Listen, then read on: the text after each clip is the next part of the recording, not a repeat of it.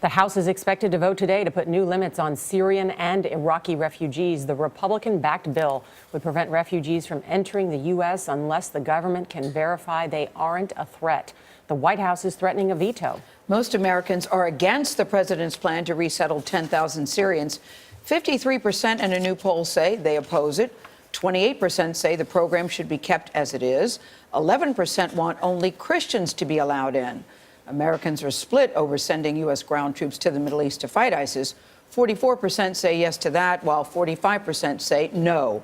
Major Garrett is in Washington with how the debate is changing. Major, good morning.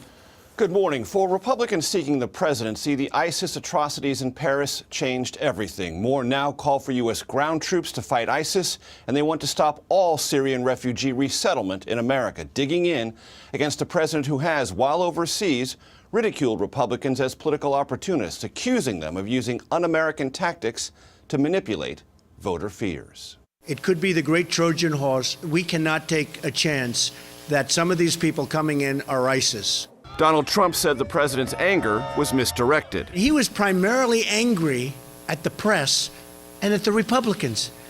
It didn't look like he was angry at the people, the savages that did all the destruction. Texas Senator Ted Cruz also took offense. But I would encourage you, Mr. President, come back and insult me to my face.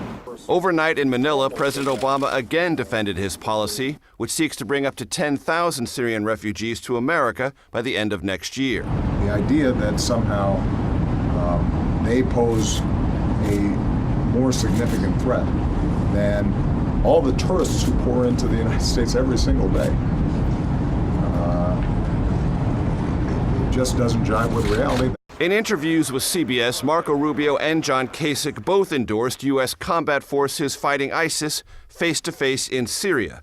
Both want more than the 50 special operations troops headed there now. ISIS can only be defeated through a ground force, the bulk of which is made up of Sunnis themselves who reject their ideology and defeat them militarily. When you say significant number of special operators, can you define that? Well, that would be up to our military tacticians to decide. It's certainly, I'm positive it's more than 50.